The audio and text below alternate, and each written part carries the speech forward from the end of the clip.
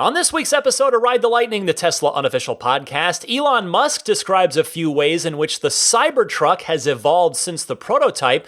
Your next Tesla might have a much nicer paint job than what's available now. I've got an interview with a Tesla body repair technician and more.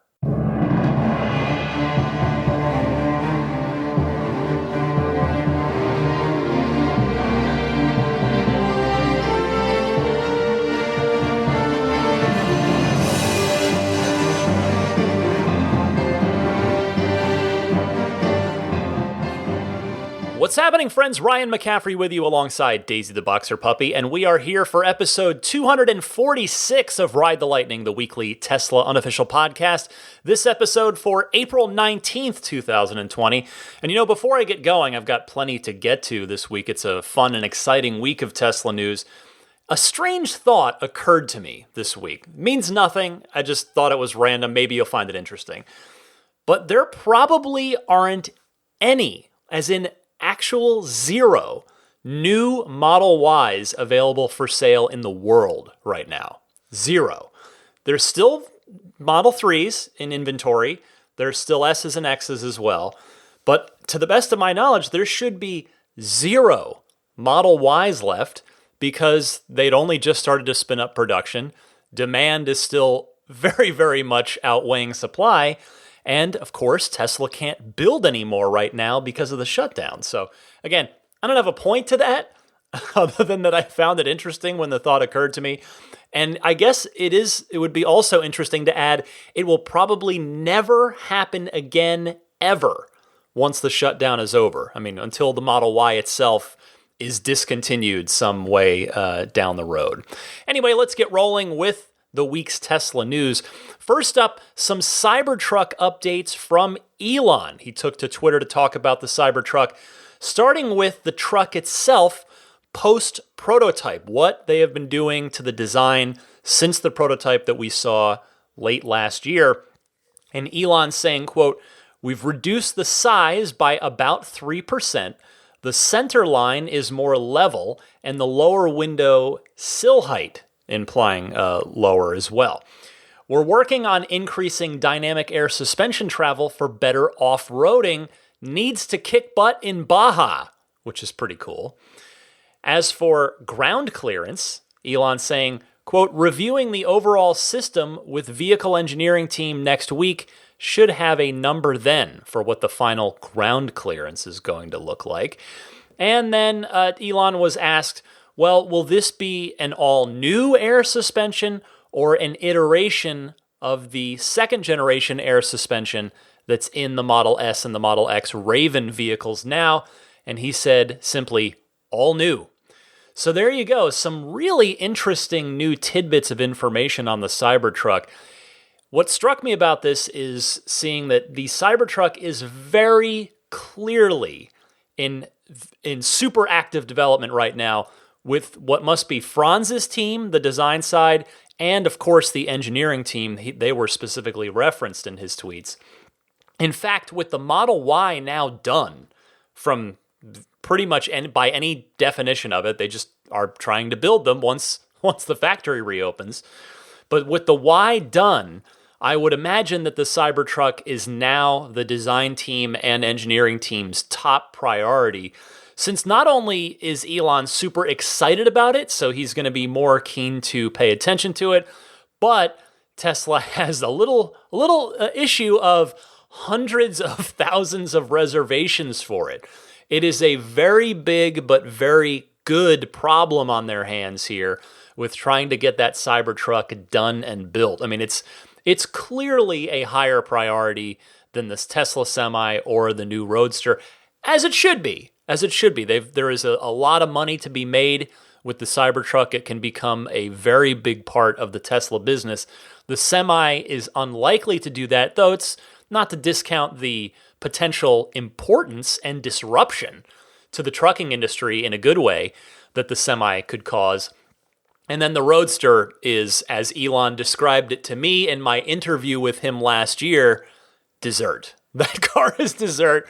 They've got to eat their meals first. They got to eat their main course, eat their vegetables, and then they can have dessert with the Roadster. Hey, speaking of my Elon interview, I know I reference it from time to time, but I've heard from a couple of listeners. So just as a quick public service announcement, apologies if this is just annoying and redundant to those of you who've been listening, but if you're a newer listener, I did get the unique opportunity to sit down with Elon Musk. We had a 1-hour conversation, an hour-long interview.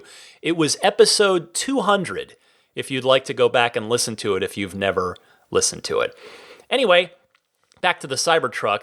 I wonder where exactly that 3% size reduction is going to come from, whether it's going to be the length, the width, the height, or a little of each, kind of an all-around thing. I think, correct me if I'm wrong, but I believe Elon had previously said that the final production Cybertruck would be a touch shorter because a lot of people are concerned about fitting it in their garages so that they can get it secured in their garage, and that's because that's where people's chargers are, is in their garage in most cases. So I wonder if it's at least the length, maybe width and or height as well, but quite possibly at the very least it might be a bit shorter. So the suspension travel there, by the way, that he referenced means that it might be able to squat even lower to the ground if commanded to, and perhaps that is going to affect the default ground clearance as well on these revisions, which, as you heard, was asked about. It's no surprise, though, that the air suspension is going to be an all-new one. That is not a surprise. I mean, the S and the X, as I mentioned, have a new system, but what the Cybertruck prototype demonstrated on stage was clearly a big step beyond what the S and the X are doing. So I guess we should probably think of the Raven suspension in the S and the X as version 2, and the Cybertruck suspension as version 3. All right, let's move on to the next story here. Another exciting one. Elon Musk saying that an upgrade to Tesla's paint shops is being planned. He took to Twitter again. He was a little more active than he's been recently this week, which is always nice for me on the podcast. Gives me more fun stuff to talk about. And Elon said, quote, "Giga Berlin will have the world's most advanced paint shop with more layers of stunning colors that subtly change with curvature. To be clear, Fremont and Shanghai will also be upgraded over time, but it's hard to retrofit these improvements to an operating paint shop. Initial production at Giga Berlin is Model Y." So a couple of interesting things about this for me. First, it will be interesting if this scenario ends up coming to pass. A European Model Y, as you heard him there reiterate once again, he'd said this before, that Giga Berlin will begin initially by producing the Model Y exclusively, that a European Y could have different color options and or better quality paint jobs than Model Ys made in North America and China, because by that time, the Y will be being made at Giga Shanghai as well. Now, I can't imagine all of those things are going to happen at the same time, meaning the upgrades at the other paint shops, because they might be close if they can plan it well enough, but there's likely to be at least some period of time where the European Y is a relatively exclusive and cool thing, globally speaking. Now, second, I know that paint colors have been very low on Tesla's priority list for some time. In fact, I was thinking about this week. If I remember correctly, the last new paint color that Tesla introduced was when they switched from the dark blue metallic that the S had originally to the blue that they have now, and I believe that was in 2015. So I think because they also switched gray. The original gray that the Model S had in the early days was initially referred to as dolphin gray, because that was a pretty good description for the shade of it. And now it's midnight silver metallic, which is a very popular color. But I believe, if memory serves, the gray switched before the blue did. And that's it. You're talking 5 years since the last new paint option. Now they've killed off regular silver and then brought it back for a bit and then killed it off again here not too long ago. What was that? That was 2018 that silver was killed off for the second time. But yeah, 2015, the last time a new paint color was introduced on any Tesla whatsoever. So, because you can't count 2016, or I guess fall 2015, early 2016, when the Model X first started coming, there were the signature Model X's, so you could order signature red, but that wasn't a new color. They were just bringing it back in its by design exclusive nature, as it had been in the first run of those, the 1,000 signature S's and the 1,000 signature X's. You could choose signature red if you wanted. Anyway, so getting back to my point that the paint colors have clearly been very low on Tesla's priority list for some time, it would be really nice to have some new paint options. It would be so nice. Paint color on a car, I realize, it's one of the single most subjective aspects of any car. But for me, just thinking, there's plenty of colors I'd like to see, but I think the one that would really be, if I had to just pick one more color to add, and hopefully that's not going to be the choice. They'll be able to add a number of additional colors. But I think a nice, fairly dark green would be a nice addition to the lineup for all four cars. Maybe not quite as dark of a green as the very nearly black green that was, again, one of the original Model S colors, along with brown. I don't think anybody's clamoring for brown to come back. But that green, if you've ever seen a Model S in that color, it's at night, you basically can't tell it's green. Only really in bright sunshine does the green really come out on it. But it's still pretty nice. You can look it up on Google Images. Give it a search if you're curious, if you've never seen one. I mean, even here in the Bay Area, where we've got Tesla HQ and the factory, and there are a million Teslas running around, I barely ever see a green Model S anymore. Anyway, so yeah, I think a nice, maybe a hunter green or a British racing green could look really nice on, in particular, I think the sedans, the S and the 3, but I think it could work well on the X and the Y also. Final thought on this topic, I just don't see any way at all in which Tesla would offer the same five pretty basic colors that they've got now when it does come time to finally build the Roadster. That car is going to have some deeper and more brilliant color options with more choices beyond the shades of grayscale, blue, and red that are the choices now. Because, you're talking about a $200,000 supercar. It is not going to be wearing the same paint that the, $40,000 Model 3 is now. I wonder, in fact, if the paint shop upgrade will tie into Roadster production at all, meaning do those paint shop upgrades have to come along before the Roadster does? Good, who knows? It's possible, but because the timeline might match up to the opening of Giga Berlin, or if they'll end up just doing small batches of Roadsters at the existing paint shop as is in its own unique colors, better colors, deeper colors, more of a by hand thing than the paint process is now. Anyway, the Cybertruck, as we know, because we're talking about the upcoming lineup, it doesn't need paint. So no worries on that one. Okay, let's move on. Speaking of the Cybertruck and the Roadster, the United States has moved a step closer towards allowing cameras instead of side view mirrors. That is getting closer to reality here. Now, as you know, both of those prototypes, the Cybertruck prototype and the Roadster prototype, use cameras instead of mirrors, and that is how Tesla would prefer to build them, both for cosmetic reasons, but especially for range efficiency reasons. Heck, you can go all the way back to the Model X prototype from early 2012. If you look up pictures of it, it had cameras on the sides instead of mirrors. Obviously, with the X, they were not able to build it with the cameras there. They had to go with traditional mirrors, but Tesla has been wanting to do this for a very, very long time. Now, this story came, I want to tip my hat to the Tesla Motors Reddit, that with the government, this application, as it will, this process of evaluating the viability and reliability of the cameras in lieu of mirrors, it has moved from request for public comment, which I think I'd mentioned on the show here some months ago, to now proposed rule change. So it has taken the next step in the process.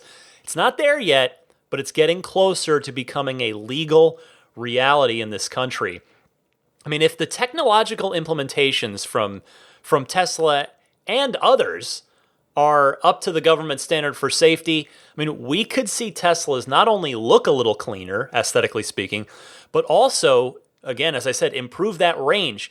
In the past, Tesla has estimated that range is affected negatively between 3 and 5% because of the aerodynamic drag caused by those side mirrors that are just sticking out of off the side of the car. So it would be awesome to have it, although I do have to wonder exactly how Tesla would implement it. Would they use the center screen and have docked views of the left and right side cameras there all the time, and then you just have to look over there to see? Or I don't know if they legally could do that, or if that would even make ergonomic sense. I mean, I would, or would they need dedicated little, like two small screens on the next to the A-pillars on the sides of the dash, the left and right sides of the dash? I mean, I would think they would need to be active and on, meaning the display, not the camera. Obviously, of course, the camera's going to be on, but the display of those would need to be active all the time so that you can check them at a glance without needing to press a button to manually activate them. I can't imagine that the government would allow a manual on-off for those. I mean, I'm not sure, obviously. I'm just speculating here. But I can't wait to find out how this goes. Fingers crossed that this becomes a reality and an actual approved rule change in time for not just the Cybertruck and the Roadster, but hey, how about also the Tesla Semi? Because that thing, by sheer nature of its design and its size, has enormous side view mirrors. So I'm sure Tesla would want to get rid of those and really probably save, again, if you're saving 3 to 5% on a 500-mile range vehicle, well, suddenly that's a nice chunk of extra range you could potentially get right there. Speaking of cameras, as I move to our next story, we knew that the cabin-facing camera that's inside of every Model 3 and Model Y and currently disabled was for robotaxi purposes, which Elon has said in the past. But thanks to white hat Tesla hacker Green the Only, you can follow him on Twitter at Green the Only, we now have a look at exactly what that camera sees. So he posted some images of it, and he says, quote, "The mystery of the Model 3 in-cabin selfie cam is slowly clearing. The images are not perfect, but at least we get an idea of the coverage now. The sensor is the same as the rest of the cameras. Color filter appears to be RCCB, but debayering failed so far. Resolution is also the same at 1280 by 960. Besides the driver pose, eye tracking also seems to be possible, at least to a degree.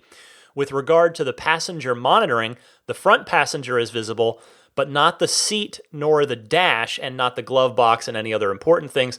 Rear passengers are even less visible. None of the mirrors are visible, and overall, pretty much nothing outside of the car is visible. So people hoping that this will add coverage for Autopilot are out of luck."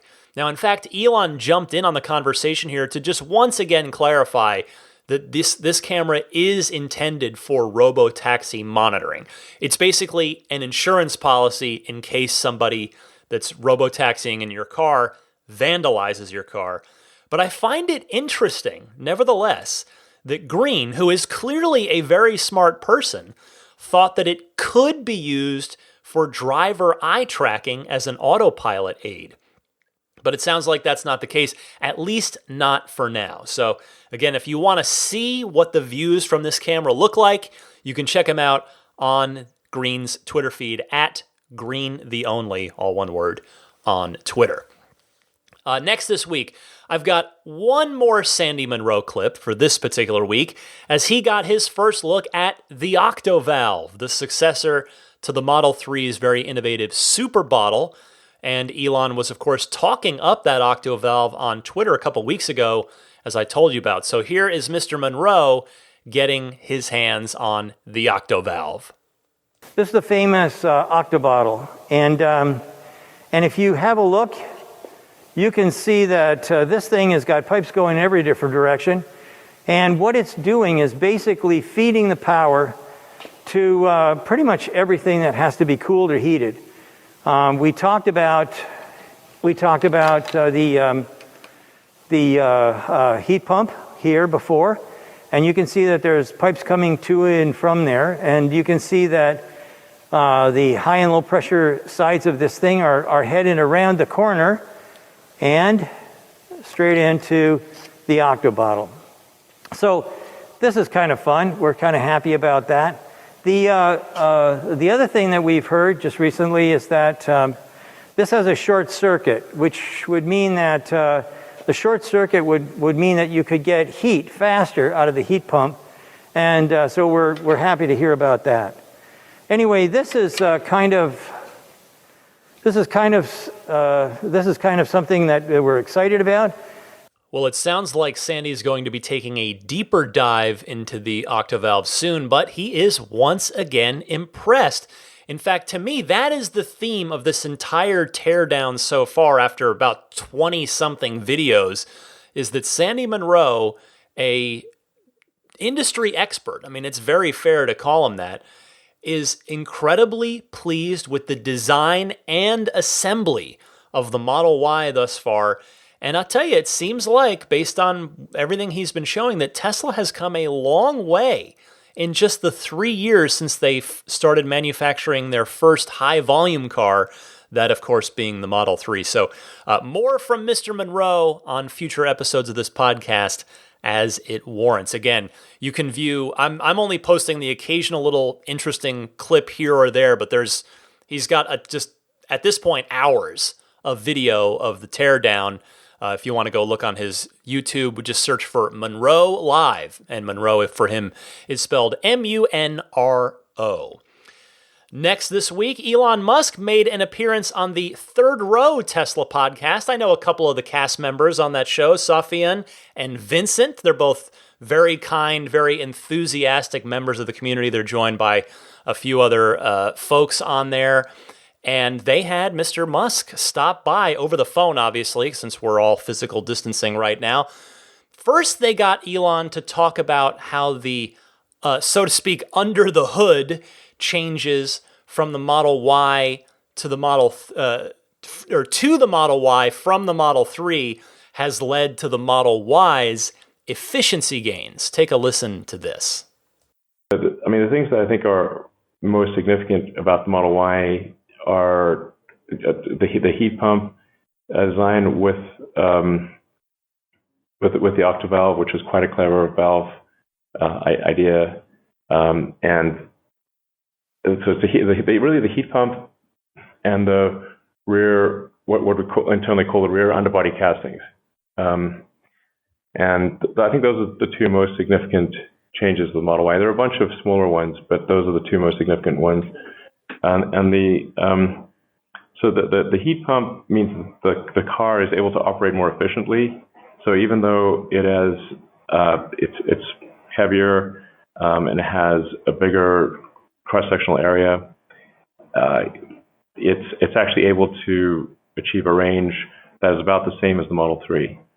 So normally you'd expect something that is around 10% heavier, around 10% bigger cross-sectional area to have 10% less range, approximately. But we're able to make the car 10%, a little better than 10% more efficient, so it's able to maintain approximately the same range as a Model 3, despite being a bigger vehicle. That was the goal of the heat pump design. So there you go. The Octovalve really is a secret weapon inside the Model Y. Very cool on that. And then later in the interview, Elon was asked if these advancements will be coming over to the Model 3 anytime soon. Here was Elon's response to that. The current version of the Model Y has basically two big high-pressure die-cast aluminum castings that are joined, and then there's still a bunch of other bits that are attached. And then later this year, we'll transition to the rear underbody being a single-piece casting that also integrates the rear crash rails, which it will take to another. Very cool. Yeah, exactly. So if you know what this is like, big deal, by the way. It gets better. So the current castings, because you've got to interface with so many different things, we have to CNC machine them, CNC machine the interfaces, and we've got to, join all these things. It's quite difficult. There's like a bunch of things that got to be joined. We've got to put datums on them and that kind of thing. The single piece casting has no CNC machining. It doesn't even have datums. Like that's profound, really. It took us a lot of iteration, by the way, to get there. It sounds obvious when you say it, but it's quite difficult to get there. And it does require the world's biggest casting machine, which we have two of. So it was like basically around 6,000 ton casting machine. It's the size of a small house, basically. Wow. One coming from Italy and one coming from China. And we should be actually starting to set up the one from Italy in, I think, next month. There's going to be some iteration. Is that something you see coming to the Model 3 as well? Yeah, I think so. Like I said, this is very sort of engineering node stuff. Like this is like to the average person, they wouldn't know if it's made of a patchwork quilt of stampings or if it's made of a single piece casting. But it has a big effect on the ease of manufacturing, like a really big effect. So, effectively the manufacturing cost is much less, and we see about a 30% reduction in the size of the body shop. Like that's giant. Wow. Yeah, That's huge. it's huge. So that is a thing we would want to bring to bear on the Model 3 over time. But we got to pick like which battles are we going to fight. So we can't fight all the battles all the time. So we got to say, okay, which battles? How do we allocate the resources to fight the right battles at the right time, and hopefully not make too many mistakes in the process? That's actually the trade. It's like there's a lot of fish to fry here. Honestly, I'm a little surprised by Elon's response there, but then again, I admittedly don't have the full picture of what he's talking about by other projects, other priorities. I mean, sure, the Semi, the Roadster, the Cybertruck are the big obvious ones, but the Model 3 is just as important to the company as the Model Y is projected to be. So I'm a bit surprised that they wouldn't be moving all of these advancements over to the Model 3 as quickly as they possibly could, because seemingly those would be gains that you could realize on a very large, high-volume scale. Anyway, again, you can check out the rest of the 30 or so minute interview with Elon on the Third Row Tesla podcast. Kudos to those guys and girls for landing Mr. Musk. Before I move on to what is a very special next segment coming up this week, a quick update from Elon again on stop sign and traffic light functionality for Autopilot. He goes to Twitter to say, quote, "We're working super hard on getting traffic lights and stops released. Reverse summon, aka Auto Park, will be part of the core Autopilot software upgrade for full self-driving later this year." Well, the aforementioned traffic lights and stop signs feature, it went out to the initial group of testers last week. I think I told you about it then. But now it is rolled out to the slightly wider early access group, so a bit of a more public group. So it should be finding its way to the rest of us, hopefully in the next 2-3 weeks or so, barring any significant issues or bugs that are discovered with it. Now, with regard to Auto Park, so getting out of the car and then the car goes and finds a parking spot on its own, with all due respect on that one, I do not see myself trusting my car to handle that on its own without me in it anytime soon. I am happily going to wait for others to try it out on that one. I'll tell you, I don't know about you and your results with it, but I have tried the smart summon that we have. Well, not only smart summon, but even just the auto park that we have now, where you're sitting in the car and you're lined up next to a parallel or perpendicular spot. And if you can get it to get that P to come up on the screen, it'll park itself. I've tried each of those a few times, the parallel and the perpendicular. If I've allowed it to finish at all, it's maybe been once. I have intervened every single time because it's been terrifying every single time, to the point where I've just intervened and taken control because it has seemed like it was going to hit something, either another car or the curb. So I love the idea of the car parking itself, just wandering around the parking lot and parking itself. And I don't doubt that we will reliably get there at some point, but based on where we are now with some of these other auto park and smart summon features, I am not going to be first in line to put my wheels and my car's body on the line for that one. Final programming note here for the news segment this week. Tesla's Q1 earnings call will take place on April 29th.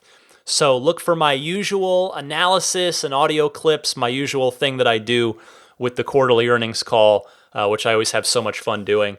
That's going to be on episode 248, or in 2 shows from now. So look for that.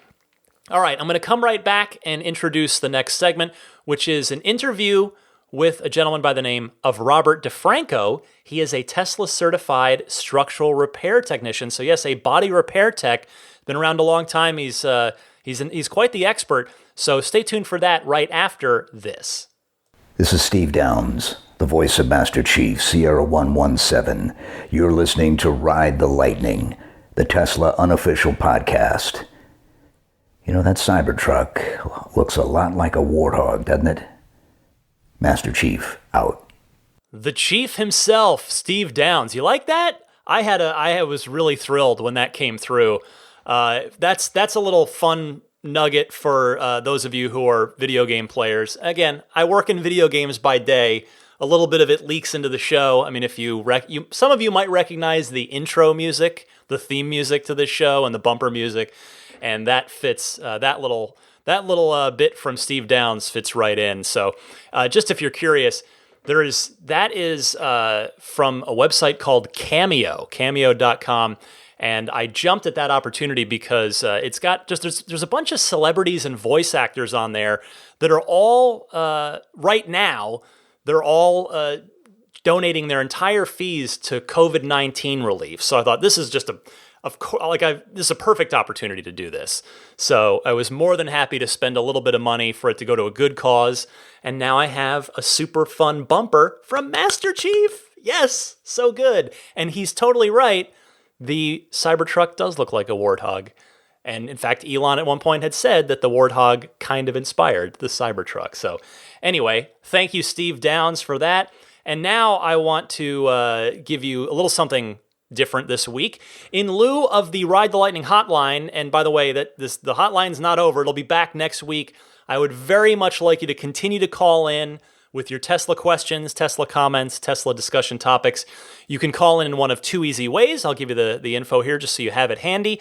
Remember, you can use your smartphone's built-in voice recording software and record your question on your phone.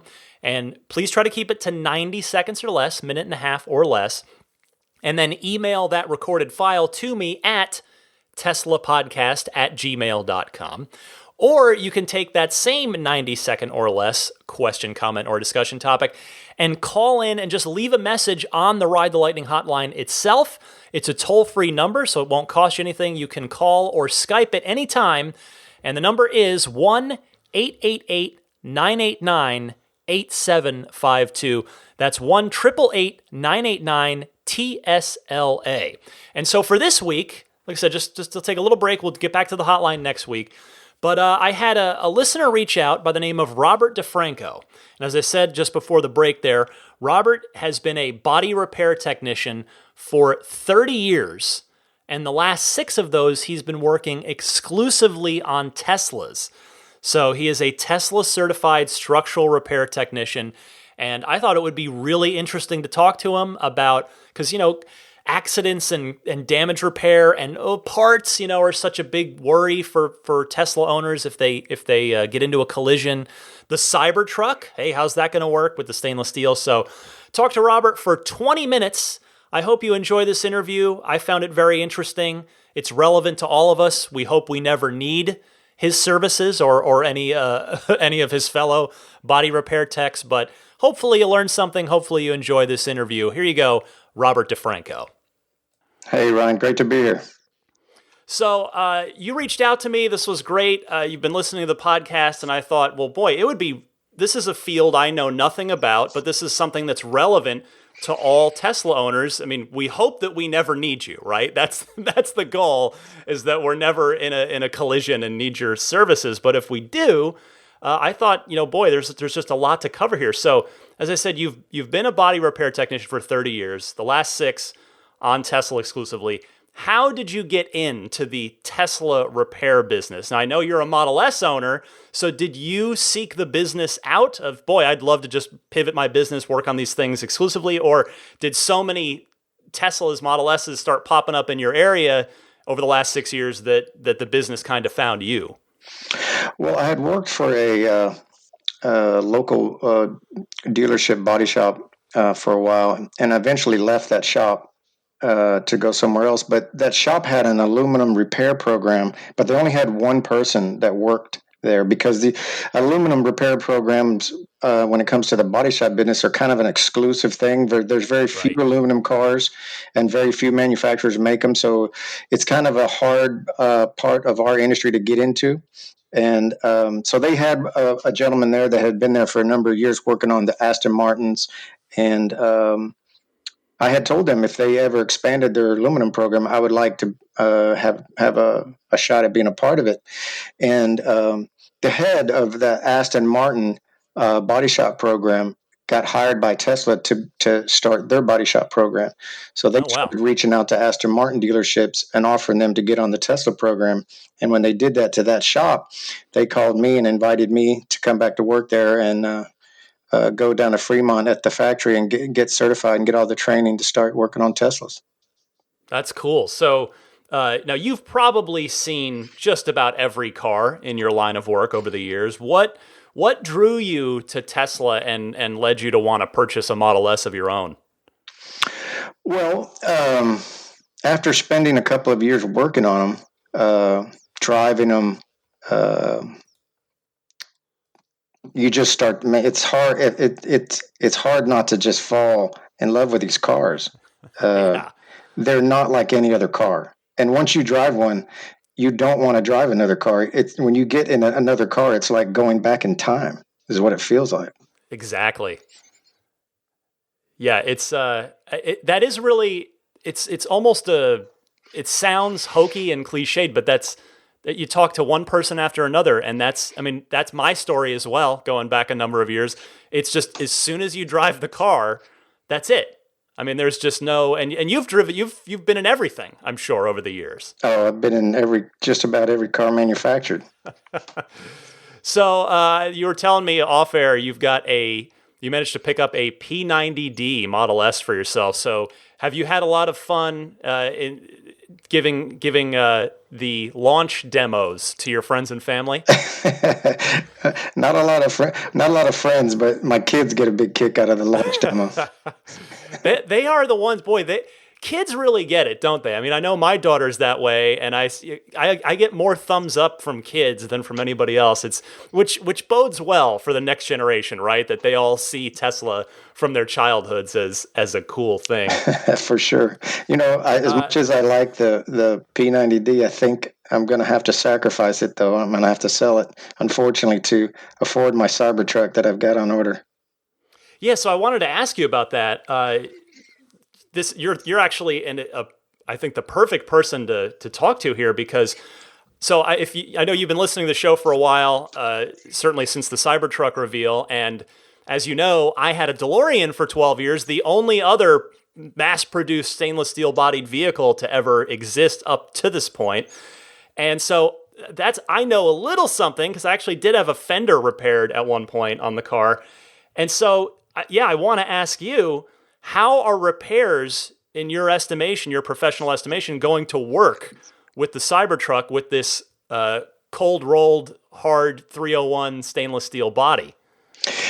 Well, all I can do is kind of guess at how that's going to work, because this is from what I think I've had access to the same information you've had access to. It's being designed and it's being built like no other vehicle that's ever before. So Right. all the ways that we're going to have to repair this vehicle is going to be something new that we've never done before. But that seems like it sounds like from what you were saying a few minutes ago about how you got into Tesla work with the aluminum repair. It sounds like you're a guy who's you've been around a long time, you've seen it all, and it sounds like you're up for a new challenge. You want to learn something new. So are you kind of eager to be the guy that people can turn to in the Dallas area for stainless steel repair on their Cybertruck? Oh, for sure. I can't wait to start doing that. I really hope they're going to, when I first got into the Tesla certified program, we had to go down to Fremont and train at the factory and get certified. And we had to go down multiple times, take multiple classes. And a few years later, they canceled the in-person training classes and put everything online. Yeah. But I don't totally agree with that. I think you don't really get the training online that you can get in person from an instructor. But I gotta think that they're going to bring that training back, especially when it comes to the Cybertruck, because there's going to be some really new, innovative things that they're going to be requiring us to do, and it's probably going to be something that they're going to have to bring that type of training back. And I hope they do. It's really a lot of fun to go down there and get to see the cars being built and get to train with some of the people that actually build the cars. Have you? Are you? Is there a part of you that's really eager to take a sledgehammer to the body of the truck? Just, since if you screw something up, you can you'll be able to repair it. But what was that your favorite part of the presentation when Franz took the sledgehammer to the car? It was. But in all fairness, he didn't use an actual sledgehammer. He used a hammer called a dead blow hammer. Dead blows hammers are made of like hard plastic. They're not made of. Okay. They're not made of like a regular sledgehammer that's made of steel. I think the outcome might have been a little different. It's interesting. That's good to know. So it's probably still not a good idea to take hammers to your Cybertruck when you get one. Although, I mean, it does sure sound like, though, that something like a door ding the truck is going to be pretty door ding resistant by the sounds of it. Yeah, even the dead blow. Yeah, like even though he used a dead blow hammer, he used a really big, heavy one, and any other car would have took a huge dent in their door if he'd have used it. So you'd have to imagine that thing is going to be door ding proof. So I'm curious, what's the worst Tesla accident damage you've ever seen that's been able to be repaired, where you haven't had to just write off the car as a loss? Like how resilient, I guess, is my question, are Teslas in your experience? Well, in our business, typically we can just about repair any damage that the manufacturer will allow us, sell us parts for, up until the point where the cost of the repairs are more than what the car is worth, and then the car becomes a total. And so because some of the Tesla, like Model X's, are really expensive, they get to be over $120,000, we can get some pretty extensive repairs sometimes when it comes to those cars. The largest one I've done lately was a Model X hitting the rear, and pretty much from the Falcon wing door, we replaced every panel in the car pretty much from the Falcon wing doors back. Wow. That's, is it, I guess what has surprised you? Cause you're down in the guts of these cars, of the Teslas. Is there anything that sort of jumped out at you about something innovative or different or cool about the construction of a Tesla versus most cars you see? Well, they're designed they're designed like pretty much like no other car. And one thing that, and I don't think a lot of people realize this, one thing they do, and it's not always good for us on the repair side, it actually makes our job more difficult, is they're constantly improving the car. They're constantly changing it. The Model S's came out in 2012, and the 2012 Model S and the 2020 Model S are light years apart. And even though the bodies are almost identical, they refreshed the front ends in 2016 and changed the front bumper and got rid of the nose cone.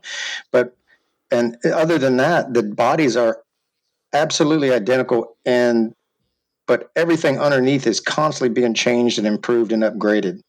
And most manufacturers don't do that. Most manufacturers, once they start a car, like a certain model, it'll have a 5, 7, 8, 10-year run. And during that time, that car is identical from the first to the last day until they decide to come out with a new version, a new model, and upgrade the whole car. Tesla doesn't do that. They are literally almost, and you can't even put it by the year. I mean, it's literally by the month, constantly improving their cars, making them better. And most manufacturers simply don't do that. I think I'm not sure if that's a cost issue of why they don't do that, but I know most of people like you and the other listeners that are just Tesla owners, you know that they're constantly sending updates to improve the car and add features, but the stuff you don't see is underneath. They're constantly upgrading the electronics. They're constantly upgrading the door handles and the windows and the doors and all the electronics and the motors and the batteries. They're constantly being improved and upgraded and just made better. Which I guess is a hassle for you, because if you're doing a repair and you get you're digging into, let's say, a 2015 Model S, it might not have the same parts in it necessarily, or the same versions and compatibility of parts that a 2017 or a 2018 has in it. Yeah, exactly. The only people that dislike having to deal with Tesla is our parts managers. They absolutely pull their hair out dealing with it, because for one thing, parts has always been our biggest issue. Getting parts in a timely manner, that's always been our biggest issue from day one. But the fact that they changed the car so much, it's really hard to make sure and get the correct parts, because every year or every 6 months they change and the parts are different, and it's hard to make sure we get what we need correctly. So that, I was going to ask you about that for sure, because it's, you hear a lot in the Tesla community about, oh boy, I got an fender bender that need a new bumper, but it's on order for it's going to take 3 months. So here as we sit in April of 2020, are parts I guess in your experience, I mean, you're in Dallas, it's your sort of corner of the world there, is parts availability still something that Tesla needs to improve on, or has this issue kind of worked itself out? Well, lately things have been pretty good. We've gotten parts in a timely type manner, but the problem is in the past that's happened, and then it's regressed and gone back to really taking a long time to get parts. So I hope it's gotten a lot better. I really hope it stays that way. It's very frustrating for us and for our customers when cars are delayed simply because we can't get the parts that we need. Yeah, that's totally understandable. So, the last 6 years, you've been doing nothing but Teslas. Is your entire shop just doing nothing but Teslas, or is it you as the aluminum expert in the building doing nothing but Teslas? No, it's not a Tesla. A dedicated shop, but the volume of Teslas has grown so much. We went from 2 dedicated technicians that could handle all the Teslas, and now the fact that the volume has increased so much, a lot of the Teslas have been going to other techs in the shop, but that can handle, the smaller versions, and the bigger, Right. the bigger, harder structural repairs have been staying with the 2 certified techs. But I've at one point we had so much work. I had 2 helpers working under me to try to keep up with the volume, because it just keeps increasing. The only thing that really changed that was the coronavirus pandemic. That's kind of shut everything down. So hopefully that comes back, though. We all work on commission, so when there's no cars, we don't get paid. Oh man. Well, so with did the Model 3 really? Obviously, it's such a high volume car relative to the S and the X. Have you seen the effects of that? Like, are you just constantly inundated with a backlog of cars now because there are just so many more Teslas on the road? Yeah, the Model 3 changed everything. I think right before the Model 3 came out, they were manufacturing just under 100,000 a year for the S and X, right. and they ramped the Model 3s up to almost 400,000 now, or 500,000 a year. I think they're trying to get to. So yeah, that definitely increased our business and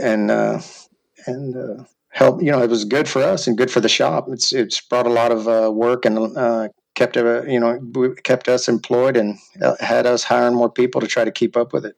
It's been a good problem to have.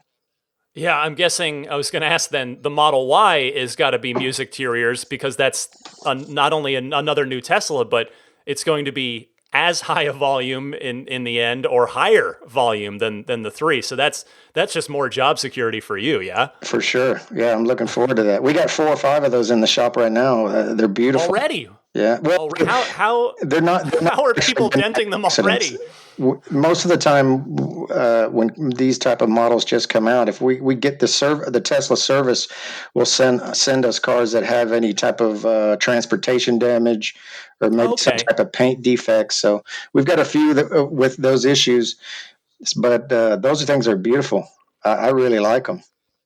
Do you deal with paint as well in your specific expertise? No, I do with all the mechanical, all the electrical, all the computer programming, all the aluminum and steel structural. So I pretty much do everything but paint. Okay, because I was curious if like the multi-coat red or the multi-coat pearl white are trickier to deal with. I've heard that they are, and I could imagine that they are. But well, three stage paint from any manufacturers are definitely a little bit more challenging to make look correct and match. And do the paint guys you work with, are they wizards with it? Are they able to match multi-coat red pretty well? Yeah, they're pretty. They've got a lot of experience in the industry, and it takes them a few times, but they get that down pretty quickly, and they don't have any issues with paint matching. With regard to, we've been talking about aluminum. Of course, the S and the X are entirely aluminum bodies. The 3 and the Y are part. Tesla had said, well, there's still some aluminum in there, but there's more steel. How can you kind of break it down for me? Because I'm curious. I drive a Model 3. How much of the Model 3 is steel versus how much of it's aluminum? Well, on the outer body panels on the Model 3, the hoods are aluminum. All 4 doors are aluminum. The trunk is aluminum. Okay. The fenders are steel. The roofs are steel that aren't glass. Or are they all glass? I'm not sure. They're all glass. They're all glass. The rocker panels and the quarter panels are all steel. The inner structure of the car, it's mostly steel from the front all the way gets to the back. And once it ends up to the underneath the back quarter panels, I think you know how Sandy Monroe is tearing down the Model Y right now? Oh yeah, I've been watching those religiously. Well, on the Model 3, he was real critical of the way they designed the back of the car, because the back of the car has overlapping panels of aluminum and steel, and when things are difficult for us to repair, they're usually are difficult for them to manufacture as well. So I think so. I've had a lot of experience putting the back of the car together, and there's multiple overlapping panels between steel and aluminum, and I'm not 100% sure why they did that. And even Sandy was a little critical of it, but yeah, the back, most of the aluminum in the car is in the back end and in the back structure. And let me ask you, because I've been curious about this. I've been talking about it on the podcast as Sandy Monroe has been doing his teardown. He did a teardown of an early build, a 2017 Model 3. Are the newer Model 3s still that sort of complicated rear end method, construction method that you're talking about, or have they changed? So far, all the ones I've seen have not changed. No, Okay. they have already started improving the car as far as fit, finish. They have less and less of those issues. But the actual structural part of the car, from what I've seen so far, I haven't seen any changes at all. Interesting. Cool. Well, so Cybertruck is your next Tesla. You will be the best person to repair it, I'm sure, in the Dallas area. That's going to be fun. Which variant are you going with, out of curiosity? The dual motor. Nice. That is going to be very, very interesting. I can't wait to see those things actually on the road. Well, Robert, this has been super educational for me. I'm so glad you'd reached out, and I definitely learned something from talking to you here, and I hope my audience did too. That's why I was thrilled to have you on. Robert DeFranco, Tesla certified structural repair technician, 6 years exclusive on Tesla. You've been doing it for 30 years. Robert, thanks so much for your time. Thank you, Ron. It's great to be here.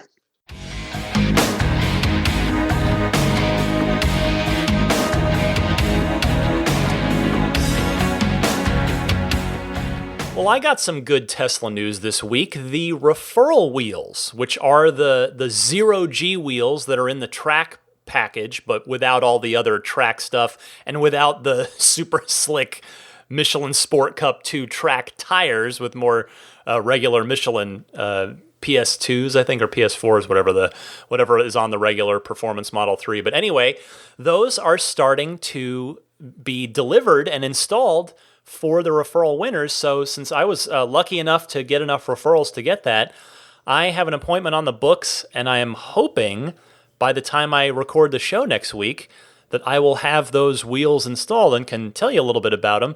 I definitely want to run a comparative 0 to 60 test to see, because I think on the performance, I think they might be a touch wider. So that could mean a little extra grip. They might even be a tad lighter as well. So I wonder if they're going to make any extra difference in the 0 to 60 department. But more, I love the look of them. I think they're very sporty, very minimalist, which I like. And then I will be lucky enough then to be able to put winter tires, or maybe all seasons, depending on what makes more sense, on my existing wheels and use those for my Arizona travel and any other cold weather travel that I decide to do from here on out without running into the same nightmare scenario of the snow over the grapevine that I ran into that caused me to take a 6-hour detour last holiday. Oh my goodness, I never want to experience that again if I can avoid it. Anyway, so yeah, I'll tell you more about that next week if indeed it happens. Continuing the quarantine tradition now at the suggestion of Stefan from Monterey. Again, I work in video games. You heard another example of that a little while ago with Steve Downs. I thought, again, I would give you another week and another recommendation for a video game if you have maybe been playing a little bit more games since this whole shelter-in-place started. But anyway, this one for Nintendo Switch and Super Mario Odyssey. It is the most recent mainline Mario title, meaning like the top shelf AAA development team, the best of the best at Nintendo, the Mario team, making their next creation. And this came out in holiday 2017. Gosh, it's been a little over 2 years already. But Super Mario Odyssey is hands down my favorite game on the Nintendo Switch. I know a lot of people love The Legend of Zelda Breath of the Wild, and I'll probably talk about that one within another week or two. But Mario Odyssey, for me, it is just a fine successor to the very, very rich history of mainline Mario titles from, of course, the original Super Mario Brothers, Super Mario Brothers 3, on to Super Mario World and Super Mario 64 and Sunshine. Just a wonderful series over the years. What I love about Mario, the mainline Mario games, is it's always redefining itself. That's what I think is genius about the Super Mario series. It's never just the same thing over and over. Nintendo is always reinventing it, always redefining what a platformer is, and I love them for that, and I love the games for that. And Odyssey is just so much fun. The New Donk City level, which is early-ish in the game, like maybe a third of the way in, it has, without spoiling anything, I just want to tell you if you decide to play it, it has one of the single most joyous sequences that I've seen in a video game in many, many years. I was grinning ear to ear in a way that games, I enjoy many video games. I'm lucky that I mean, even sometimes they're work, and it is my job, but I'm lucky to have that job. But boy, this particular part, you'll know it when you get to it. It's just a smile ear to ear. If you've been playing Nintendo games since the old days, as I have, this particular part of Super Mario Odyssey is well worth the price of admission all on its own. So, and that of course, very family friendly. You can play that with the kids. You can play it with the kids around. You don't have to worry about any violence, profanity, any of that stuff with of course a Mario game.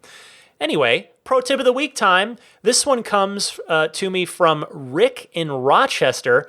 It's a little pro tip about the HVAC system. Go ahead, Rick. Hey, Ryan. This is Rick calling from Rochester, New York. Just wanted to give a pro tip on your fan, the fan that controls your air conditioning or your heat. I think a lot of people, when they want to turn it on, or I should say when they want to turn it off, will click on the fan and then hit the power button for the fan to stop. You don't have to do that.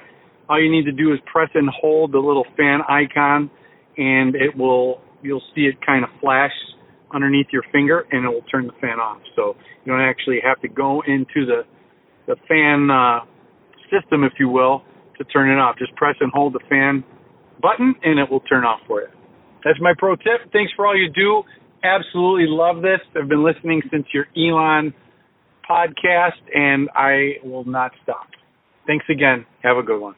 Thank you, Rick. I'm pretty sure I aired that one, or at least maybe I said it a long, long time ago, but as you noted, a lot of people are new to the podcast since the Elon interview, and this is such a useful shortcut. I'll tell you, I use it almost every single day, honestly. So I'm more than happy to put this out there again, just in case it is new even if it even helps one listener. I think it's worth the, 1.5 minutes we spent on that. So also, I just want to give a quick tip of the hat.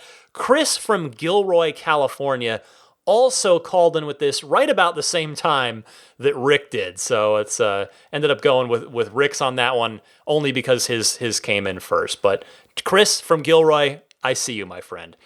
All right, let me just say hi to a few friends of the podcast before I go. First up, AbstractOcean.com, purveyors of many fine aftermarket Tesla goods that will improve your car and or beautify it and or customize it to your liking.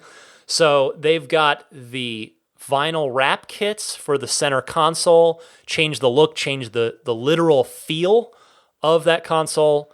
You can avoid the scratching, the fingerprints, by putting a nice wrap there with the design of, they've got several designs to choose from. So those are always good. The tempered glass screen protectors for the Model 3 and the Model Y. They've got their wonderful lighting kits, including the really cool puddle lights, where with a very simple tool, very easy process, you can get in and pop out the light that's on the bottom of your door when you open it that shines onto the ground.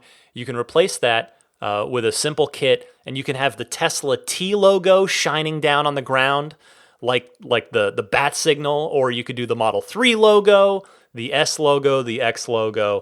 So those are all really neat. AbstractOcean.com. And remember, if you're a first-time customer over there, you can use the coupon code RTL Podcast all one word, RTL Podcast at checkout to get 15% off of your first order. Meanwhile, Immaculate Reflections is currently available for you. While your car is probably not getting a lot of work in, why not give it a spa day? Give it a nice spa treatment. If you're in the Bay Area or going to be in the Bay Area, maybe when this is all over, you'll be in the Bay Area. Immaculate Reflections, irdetailing.com.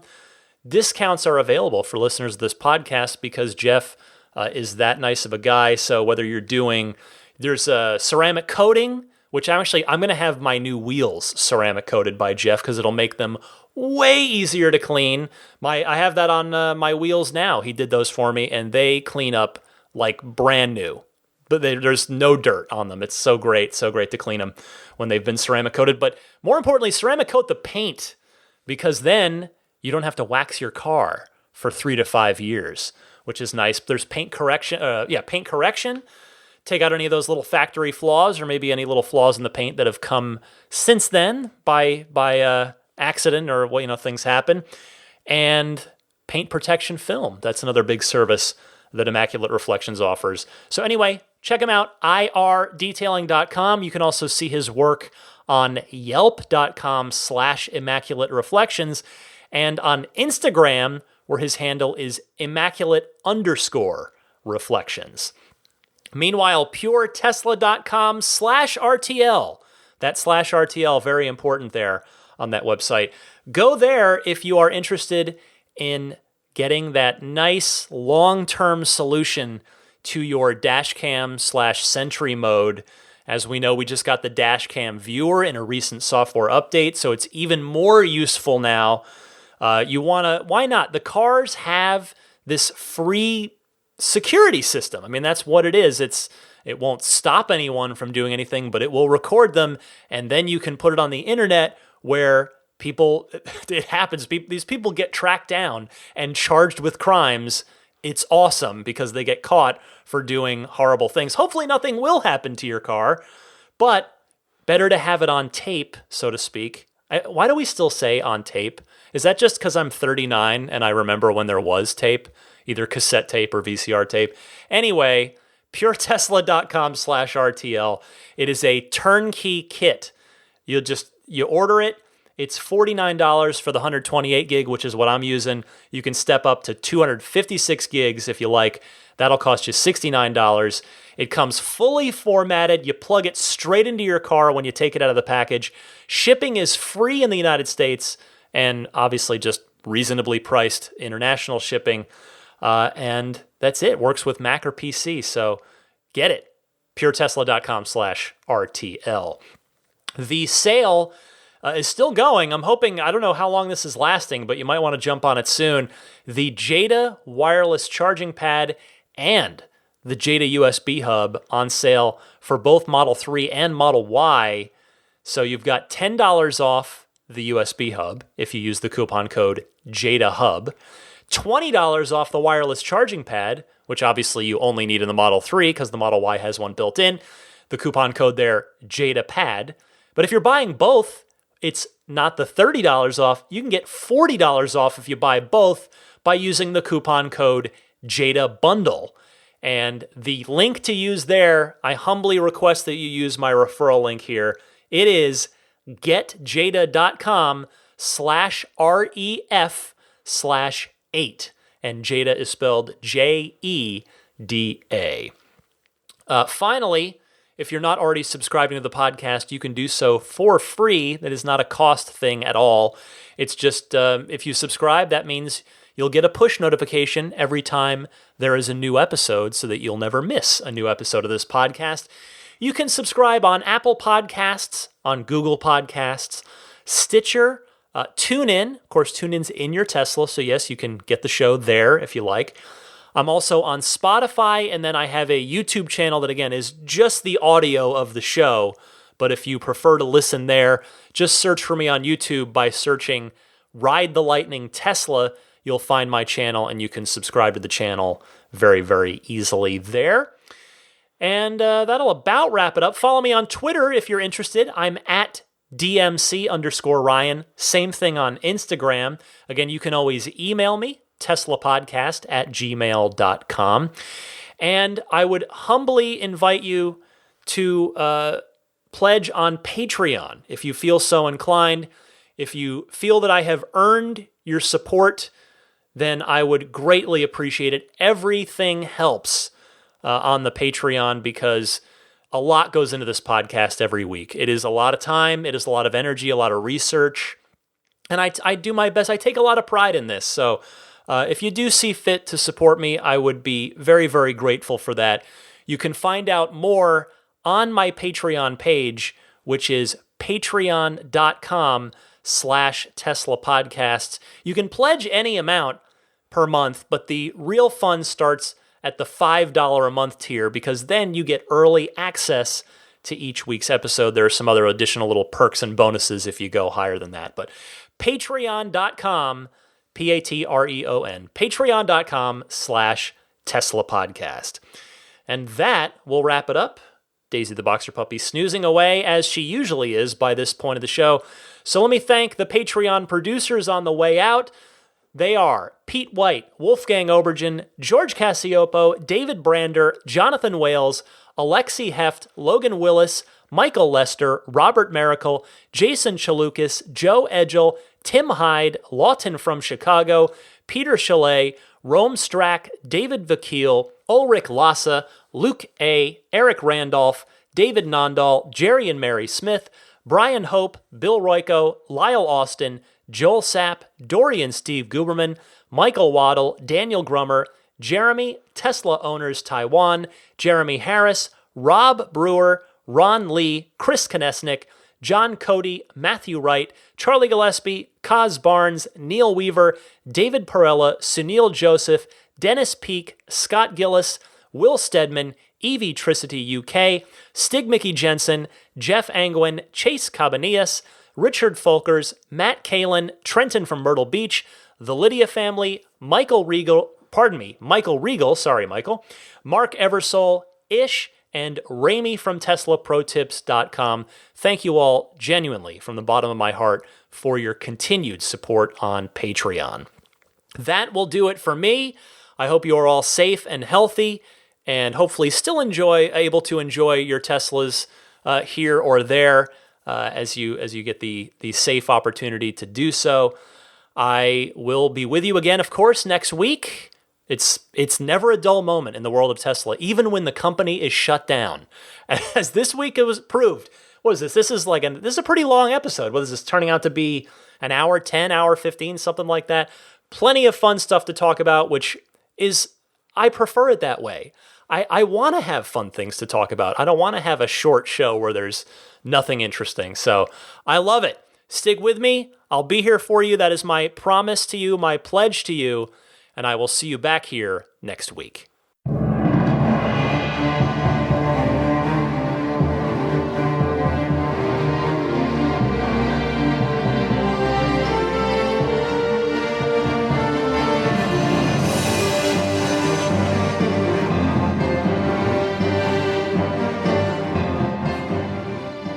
I mean, I think a Tesla is the most fun thing you could possibly buy ever. That's what it's meant to be. Our goal is to make it's not exactly a car. It's actually a thing to maximize enjoyment. It's maximum fun.